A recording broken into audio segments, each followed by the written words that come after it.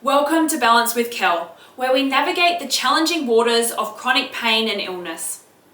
After suffering with chronic pain for over 30 years, I'm super passionate about using holistic methods to manage the pain, all while becoming the best version of myself. But this isn't just about my journey, but also about having a community, discovering paths to wellness together. Because I believe this journey is best taken with friends. So if you or someone you love is seeking a more holistic approach, stick around. Let's embark on this journey together and jump right in.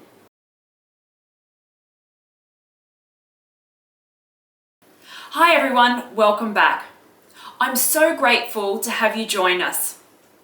If you're new here, my name is Kelly. Today marks a significant moment for me. I'm thrilled to be launching a weekly vlog. It's been a dream in the making. So I'm going to share my own stories about living with chronic pain and illness. While I'm on a healing journey, I also want to create a safe space and a community for others going through similar times. I hope it will inspire you to keep trying to be the best version of yourself. I'm here to share my journey, not to diagnose or offer any medical advice or treatment. You might like to grab your favorite cuppa, get cozy, and let's embark on this journey together. So it feels like ages since we last connected, after I took a well-deserved break from social media. So it was more than just a chance to recharge. It was a journey of healing, growth, and self-discovery. I'm back now with a refreshed purpose and a more keenness to connect in a personal way, more on that personal level. I've realized the importance of sharing more about my health journey, as well as starting that conversation that we're often hesitant to have about living with chronic pain and illness. Yoga has been my sanctuary in managing chronic pain. And now I'm on a mission to rediscover my optimum self. To be honest, my health hit a low point recently, marking a gradual decline over the past few years. From unexplained swelling and hair loss, to a consistent battle with energy levels, weight gain, and while all of this being compounded by my hypermobility spectrum disorder, with my joints subluxing very regularly. It felt like my body was screaming at me for change from every direction. So choosing to share my health journey was not a decision that I made lightly. In the past, I kept my struggles to myself.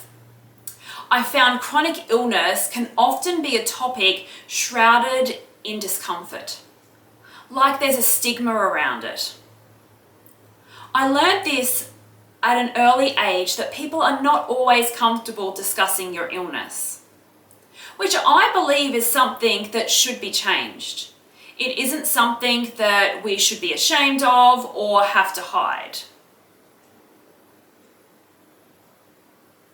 The idea for this vlog originated on one of my rare sleepless nights when pain just kept me awake. My shoulder was subluxed. It was actually quite scary for me. I had this terrible numbness down one side of my face, tingling up through the back of my head and down my arm. I decided then that it was really time to make some big changes. And as I was trying to decide what I should do, it was then that I first came up with the idea of considering sharing and documenting my journey. So my internal critic, who I call Negative Nancy, showed up with all these doubts, fears, and many objections, questioning the relevance of my story. I thought, well, who would want to listen to that? And who am I to share my story? It's nothing special. So I was really hesitant to start with. I didn't want to sound like I was seeking sympathy or poor me. But my intuition pushed me to share. I realized that my story could serve a greater purpose, that by sharing, it could not only help motivate and keep me accountable, but also help to inspire and support others, maybe feeling isolated in their own battles. So if my story can touch just even one person, it really is worth sharing. From a young age, my dream was to heal myself and then assist others in doing the same. But as an adult, I stepped away from that thought, but now I'm back on that journey, the path that I dreamed possible as a child. So here I am showing up as my raw, unedited, unfiltered version of myself. For those of you unfamiliar with my journey, I've battled with chronic pain for over 30 years, dealing with hypermobility, spectrum disorder, fibromyalgia, CPTSD, and recently a potential new diagnosis. I've shared my journey with chronic illness in more detail in a previous video, which I'll link down in the description or in the comments. So I've been on this health journey for a while now, and I had been waiting until I finished this journey or until that I felt like I was healed enough to share my story. However, my perspective has now shifted. Embracing this new perspective on healing has been a profound journey for me, and one that has not come easily, but has become a real commitment that I hold dear. This journey isn't about reaching a final destination of healed now, but rather engaging in an ongoing process of self-care and personal development. It's about striving to be the best version of myself by tuning into my body's needs rather than conforming to external expectations. So through this process, I've really learned that it is so important to listen to my body's signals. Now I prioritize my self-care and have discovered that it really does make an actual difference in my pain. So this shift in mindset was actually sparked by someone who brought a question up to me about when I believed my health journey would conclude, or when I would feel like I would be healed enough to start sharing my journey, or start to share that story. And it made me consider what being healed or healthy truly meant. So health, after all, encompasses complete physical, mental, and social well-being, not merely just the absence of disease. This understanding really helped me to realize that healing will look different for everyone. And full healing may not always be possible for some conditions. So to me now, this has now become replaced with being the best version of myself. I'm not looking for an end place or that destination. I'm now looking at this as being a journey where self-care and self-development will always be very important. So something that is prevalent and one of the most dear parts I'll hold in my life. I'll always be working on myself in one form or another. It's like an addiction, they say. Once you start this type of work, it's always ongoing. So it's like that identity shift for me. So instead of needing to be healthy, it's about being able to be the best person I can be. In the past, I caught myself in a cycle of pushing myself to my limits, driven by this need to achieve and keep up with others, to prove that I could, regardless of what it cost to my health. I don't know who I was needing to prove this to, whether it was to myself or to others, that I could do the same as someone that was healthy, which really is flawed thinking, because everyone has different levels of ability. So this relentless drive of pushing myself to repeated cycles of burnout, all of my symptoms showing up really badly, and then usually an extra one added on, taking maybe 6 months out for recovery, and then returning to the same harmful patterns. Recognizing this, for so long I have ignored the warning signs, didn't put myself first, and let's be frank, the first thing that was to go was my self-care when I got busy. I think I became totally out of touch and disengaged with my body. I'll say I think even Marley, my dog, knows my body better than I do. She knows my needs more. She would often lead me into the yoga room when my body was out and I needed to do some yoga. The problem was I didn't always listen. I've now made a conscious decision to break this cycle by listening to my body and prioritizing my self-care above all else. I've come to see these past struggles as an opportunity for growth, for transformation. So instead of viewing my challenges as insurmountable obstacles, I'm choosing to see them as the ability and the driving force for shaping me into a stronger, more resilient version of myself. Just one small step at a time, knowing that every stumble, setback, and detour is simply part of the process. And because here's the thing, healing, recovering, or moving towards that best version of yourself isn't linear. It's a windy, twisting, really unpredictable road. One that's filled with unexpected twists and turns. And I also want to make that point of saying that everyone's journey with chronic pain or chronic illness is different.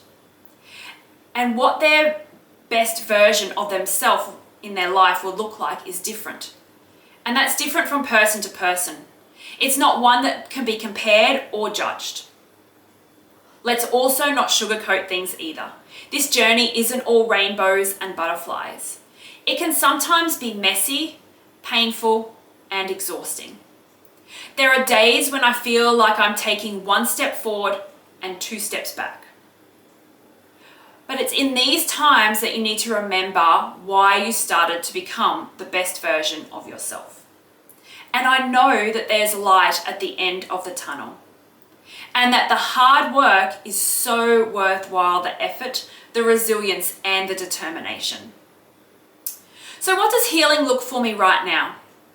Healing for me now isn't about reaching an end point, but really embracing that journey of self-care and development. It's about being that best version of myself, not pushing to meet external expectations, but to listen to my own body and its needs. I've learnt the hard way that ignoring my body's signals really does lead to burnout. Now I prioritize my self-care and have discovered the profound impacts it has on my pain. It looks like listening to my body in ways that I never have before. I've come to understand how stress triggers my symptoms so much more, and how essential rest, positive self-talk is to my health. I'm learning to slow down, tune into those subtle cues that my body sends me, and to also give myself the care and the compassion that I deserve, by honoring its need for rest, nourishment, and gentle movement, without judgment or guilt. It's a practice that requires patience and self-compassion. In addition to tending to my physical needs, I've also been doing that deep inner work, learning to trust my intuition, confronting the limiting beliefs, the self-doubt that has held me back for so long.